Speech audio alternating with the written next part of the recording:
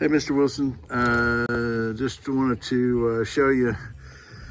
You got basically a wiring nightmare in here. You got alligator clips. You've got house wire going to marine wire, going to tons of splices, and every splice is an opportunity to have a bad connection.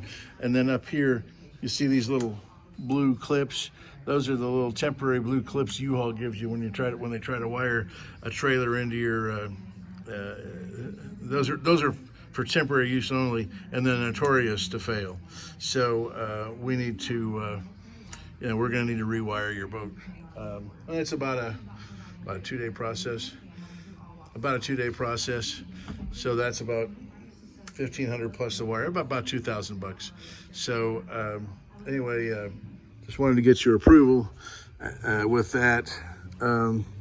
Before we do it, I want you to understand why, and there really isn't a good alternative to that. So anyhow, talk to you soon.